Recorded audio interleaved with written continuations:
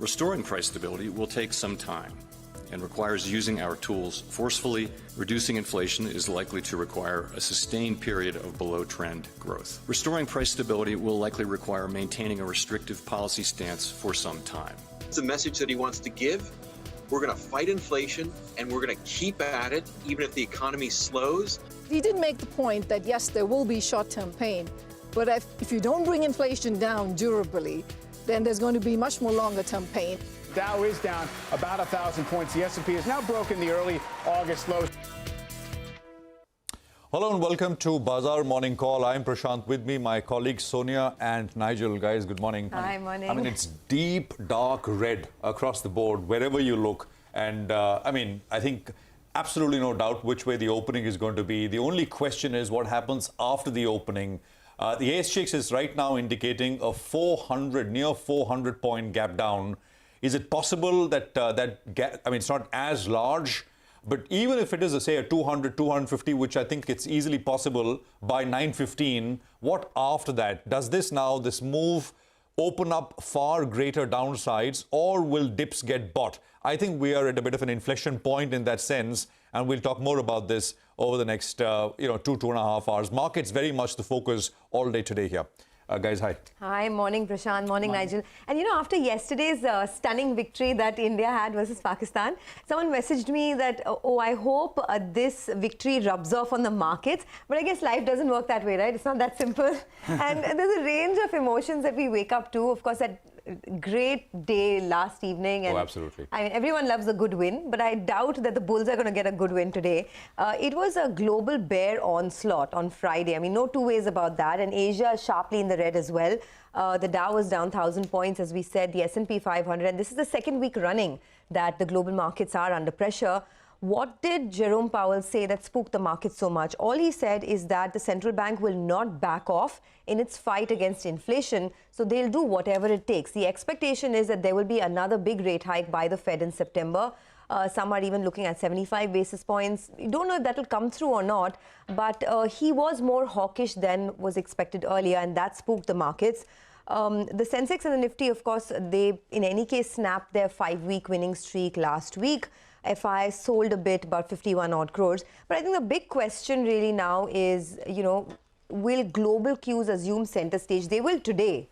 But in the run-up to the Fed event, more rate hikes spooking, assets like equities. Oh, absolutely. We were talking about this on Friday, that when you have a central bank, amidst other central bankers, right, the basic big thing is going to be credibility, right? You want to sound credible amongst peers. I think that's the natural inclination. And I think it was about 7-8 minute speech. And that's all that he did. He said, we will not back off. I think that is basic. That got the market spooked in that sense. It's not as if the market was expecting a pivot. Some were saying, making fun of the whole situation that, they got a pivot, but not the pivot that markets were expecting. I don't think there was any pivot. It's just that he hammered in the point that the ultimate target is 2%. The inflation target is 2%. And that policy will need to be restrictive for some time to come, right? Markets are expecting rate cuts next year, 2023. You heard the Fed chair, and it doesn't look like that way. Of course, he said he also made the caveat that we'll be data dependent, etc. This is an interesting quote. We'll keep at it until we are confident the job is done, and they're ready to accept that hikes will cause some pain to the economy and households as well. Again, one more quote which stood out for me. The historical records cautions strongly against prematuring loosening policy. You don't want to flip-flop. You don't want to cut now or pause now because you think, you got 1 month of data. And actually, he specifically said, we perhaps have got 1 month of slower inflation, but that doesn't cut it. We need more than a few.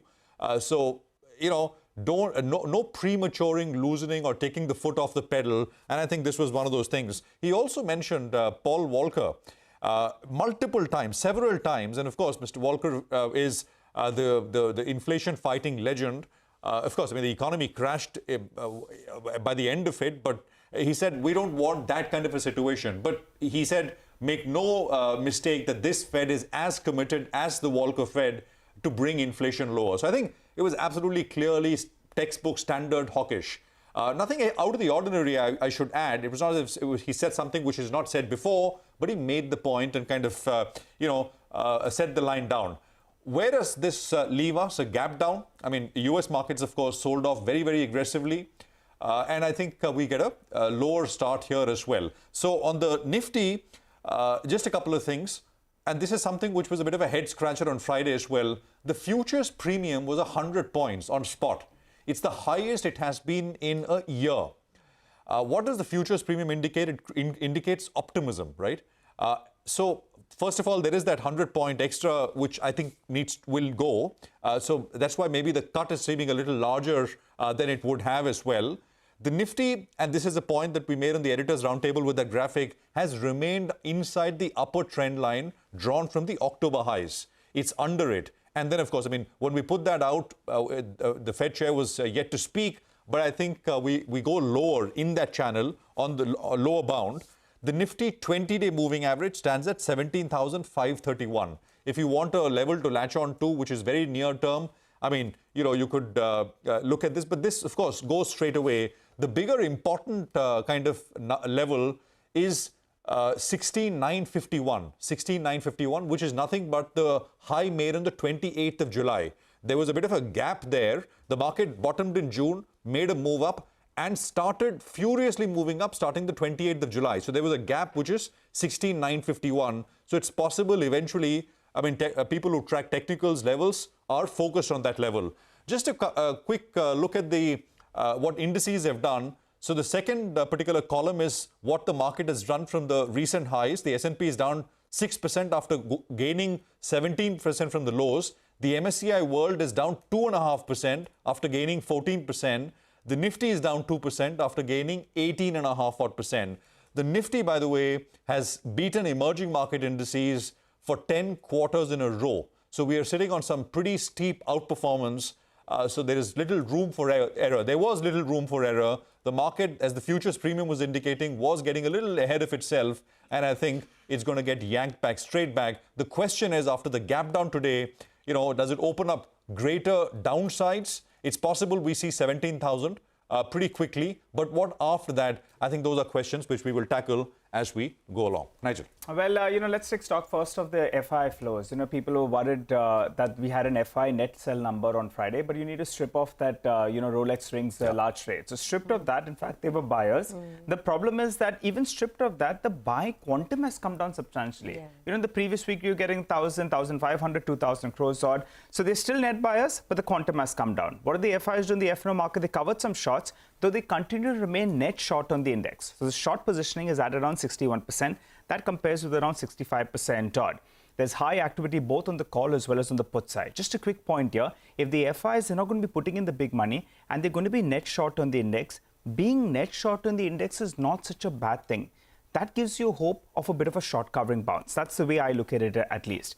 On the index option side, the 17,700 call has a huge amount of open interest. It was very active as well. So the bears, they are clear that the 17,800, 18,000, that's their zone. Bear zone is what you're looking at. And the markets will require a big trigger to get past that level. Now, the Nifty has corrected close around 450 points in the last few trading sessions. Today, to kickstart trade, you're going to be starting below the 20 DMA. Now, the 20 DMA will be broke decisively. The recent low is at around 17,350 and the 200 DMA is coming in closer to around the 17,000 odd mark. SGX Nifty is suggesting that we're going to be starting bang in the slot. So let's see whether or not, if we get a start closer to around the 17,250 to around 17,300, that is going to be a very, very crucial zone. How do you approach trade? First hour low, track that very closely. If you're an adventurous trader and you can, and you want to trade today, well, maybe that 17,250, 17,300, if you get that, risk reward could favor you. Crucial support zone at the 200 DMA at around the 17,000 odd mark. If you don't want to trade, just have a good, Monday and you have a truncated week ahead. But if you want to, I'm telling you the first star low, that 17,250, you get it. that could be in this slot for the bulls. So Okay, the most important cue, right? The truncated week. And it's a big week. I mean, it's salary week, it's truncated week. There's so much to look forward to. But, you know, for today, primarily, I think there's one more ingredient in this whole mix, which is the Reliance AGM that takes place at 2 p.m. And we're going to track that very closely. Now, it's important because, of course, there's the big focus will be on the energy business. As we know, Reliance has announced a $10 billion spend on the new energy business over the next 3 years. But there could be some timelines in terms of, you know, project executions, etc., that would be announced. Also, they could announce the launch of 5G services. Remember, Reliance has spent over 88,000 crores to acquire almost 25 gigahertz of spectrum. So that's the other thing to watch. Now, everyone's keenly awaiting any timeline for the listing of Reliance Jio, Reliance Retail and the oil-to-chemical, the O2C unit. But it's unlikely. At least that's what market experts believe. But let's see. This is what you can watch out for today. Through the course of the week as well, you have the auto numbers that come out. So that's another big trigger to watch. And of course, it's a truncated week. But lots happening in the next 2.5 hours. Let's kickstart the show and tell you about some cues on the equity side. You have Eric Fishwick of CLSA who says that the tone of the Jackson Hole speech suggests no change to the 2022 rate forecast. He says this is either a 50 basis points or 75 basis points move at the September FOMC meeting. He says the market is discounting a little more than 50 basis points and then a reversion to the 25 basis points for a meeting in November and December. Eric adds this would leave the Fed funds rate ceiling at either 3.5 or 3.75% at the end of the year, depending on the September increment. However, he does not expect any rate cuts in 2023. Chetan Seth of Nomura says that Powell's hawkish speech will weigh on sentiment towards Asian stocks too, but some local buffers exist, like modest valuations bar for India and Thailand. He says investor positioning is light and sentiment is generally low, especially towards larger North Asian markets. He adds strong corporate balance sheets in China is accelerating stimulus to boost local economy. Chetan says local risks to watch include China's continued zero-COVID strategy, geopolitical tensions around China-Taiwan, and the extent of earnings downgrades, particularly in semiconductor, memory, tech, hardware names, which will be dependent on the timing, duration, and depth of a likely U.S. recession. Okay, let's also get you some money market views for today. You have Kunal Sudhani of Shinhan Bank who says Jerome Powell's hawkish speech has sent a bid on the US dollar and sending global equities lower and bond yields up. He says the dollar index can test 109.7 levels, the euro dollar may test 0.98 levels, and the pound can move to 1.165. He says Brent crude prices also seem to be a bit sticky, unable to sustain at lower levels. He adds, considering the above factors, USD INR may find a strong support at 79.60. He says a break of 80 levels will impact option sellers hitting their stops and let the dollar INR pair move towards 80.50. Well, in bonds, we have Ajay Maglunia of JM Financial who says that taking cues from the Fed chief comments on likely rate action to fight inflation may have some mirrored impact. Story of India getting inclusion in global indices, bond indices that is, and likely flows as an impact did soften yields a bit. Focus on these two things in the last week has been driving the market and largely protected it from letting the yields rise. Any movement in oil and US yields shall have an influencing impact on yields here, but with increased investor appetite, market is protected from any major rise in yields. He expects the 10-year benchmark to trade in a narrow range of 7.2 to 7.27 today. All right, we have a lot of stock-specific action as well to track today, and we'll get to that in just a bit in our top 10 segment. We are looking at Jubilant Pharmova, GMR Infra, Rolex Rings, SRF, ICICI Lombard, Andhra Paper, SBI Cards. Those are stocks that are in focus on positive news flow.